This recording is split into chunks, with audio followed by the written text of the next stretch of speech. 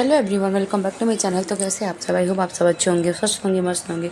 बड़ों को प्रणाम, छोटों को ढेर सारा प्यार। तो गाइस 10 से 12 दिन के आसपास से मेरी वीडियोस और ब्लॉग रील्स वगैरह नहीं आ पा रही थी, क्योंकि आप लोग देख सकते हैं हमें लेना था गुरु मंत्र और बच्चों का मुंडन भी था, तो काफ़ी बिजी शेड्यूल था।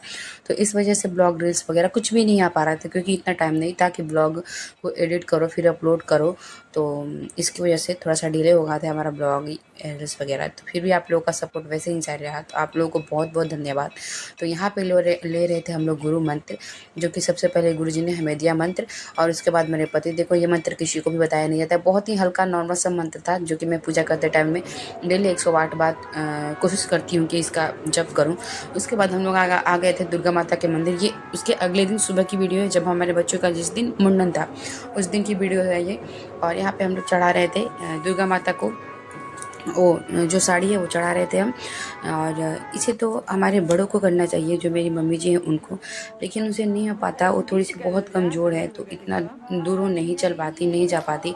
इस वजह से सारा सब कुछ हमें ही करना पड़ा। और उसके बाद हम लोग दुर्गा माता को सब कुछ पूजा वगैरह करने के बाद आरती कर रहे थे, तो मेरी ननद जी बोली कि थोड़ा सा एक दुर्गा माता का गीत भी गा दो। तो जो याद आया उस टाइम हमने एक गीत गाया श्रद्धा से। और फिर ये है हमारी बीच वाली ननद जी, और ये हमारी बड़ी वाली ननद जी। छोटी वाली ननद जी नहीं आ पाई थी, क्योंकि वो अप्रैल में आई थी, तो उनको छुट्टी नहीं मिल पाया उनके हस्बैंड को, तो इस वजह से फिर वो नहीं आ पाई। तो बहुत वो हुआ कि मतलब सब लोग आए, वो नहीं आ पाई।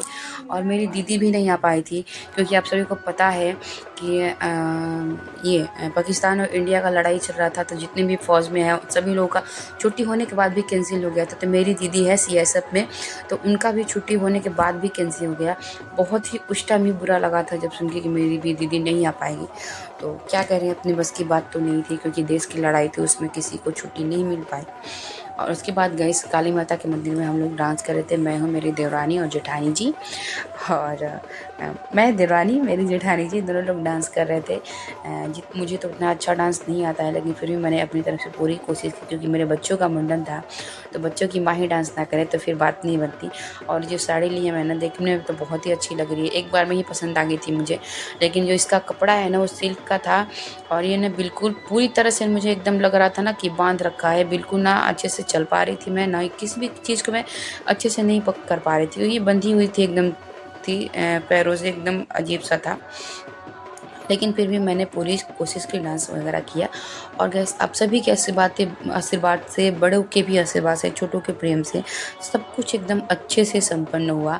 अभी तो यहाँ पे हम लोग जल्दीबाजी में एकदम डांस कर रहे थे, क्योंकि जितने भी जेंट्स लोग थे ना सब गुस्सा कर रहे थे, काफ़ी लेट हो गया था, क्योंकि हम लोग 5 बजे से ही तैयारी में थे। 5 बजे के आसपास मेरी जो छोटी मम्मी जी हैं वो गई थी गंगा माता का पूजन करने, क्योंकि हमारे यहाँ डेहवार पूज करके ही कहीं बाहर निकला जाता है। तो आप लोग समझ सकते हैं कि डेहवार किसको कहते हैं। उसके बाद गंगा माँ का पूजन करने के बाद हम लोग काली माता के मंदिर जो अभी डांस कर रहे हैं, फिर दुर्गा माता के मंदिर। अभी मैं अपनी जेठानी जी को बोल रही हूँ कि चाहिए, नहीं तो गुस्सा करेंगे लोग। और यहाँ पे हम काली माता को पूजा कर रहे हैं, जो हमारी कुल देवी है। मैं और छोटी मम्मी जी मुझे बता रही थी जैसे जैसे मैं करती। और ये हमारी बेटी है। फिर हम लोग आ गए थे घमर कामाख्या स्थान, यहीं पे मुंडन माना गया था।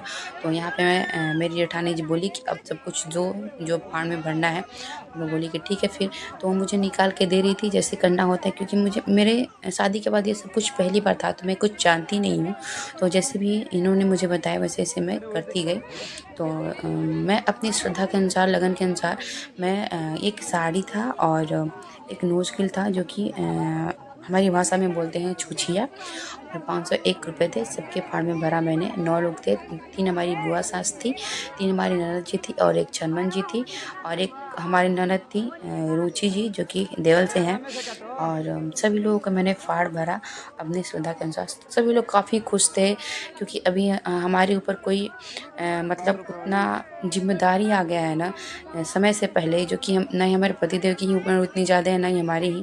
तो इतनी जिम्मेदारियाँ आ गई ना कि फिर भी हम लोगों ने सब कुछ लगन से, एकदम स्वभाव से सब कुछ सही से किया। सब लोग बता रहे थे जैसा, तो अपनी तारीफ़ सुन कर के खुशी होती है। तो सब लोग बता रहे थे कि सभी काफ़ी खुश थे, क्योंकि अभी घर आने के बाद वो भोज भी था, तो बिल्कुल अच्छे से सब कुछ संपन्न हो गया था, बड़ों के आशीर्वाद से, छोटों के प्रेम से ही। तो सब बहुत खुश थे। ये सब कुछ सुन कर के बहुत ही अच्छा लगा। तो यहाँ पे मैंने जो भी था सबके फार्म में भर दिया। उसके बाद जितने भी लोग आए थे हमारे रिश्तेदार से, हमारे पापा, मौसी, बुआ, सभी लोग फाड़ में पैसा डाले, जितना जिनसे हो पाया सब कुछ अच्छे से। हमारी दीदी तो नहीं आ पाए थे, लेकिन हमारे जीजू थे, वो भी पैसा डाले 100-100 रुपये सबके फाड़ में।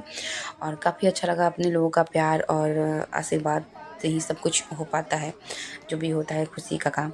और यहाँ पे जो भी था मैंने अभी दिया तो नहीं है सबके फाड़ में, लेकिन अभी मैं दे दी थी, जो कि वीडियो में अभी नहीं आ पाया है मुझे लग रहा है कि। और सब कुछ अच्छे से संपन्न होने के बाद हम लोग आ गए थे घर पे। जो भोज था वो भी सब कुछ एकदम अच्छे से संपन्न हो गया था, सबके प्रेम से आशीर्वाद थे। और ये हमारी एक देवरानी जी है, देवल से है, ये भी सबके फार्म में पैसा डाली। तो कैसी लगी वीडियो कमेंट में बताइएगा। और हाँ, मुझे डांस करने आता है कि नहीं, आप लोग वीडियो देख करके कमेंट में ज़रूर बताइएगा। और ये पीली वाली साइड में मेरी मौसी, वो भी पैसे डाली हैं फार्म में, जैसे कि मैंने पिछले बता चुका है आप सभी लोगों को। मेरी भाभी भी थी, वो भी। इतनी जल्दीबाजी में थे हम लोग ना कि सब लोग ना, धूप था इतना कि एक जगह बैठे थे, फ़ोटो ही उतना अच्छे से सबके पास नहीं हो पाया था।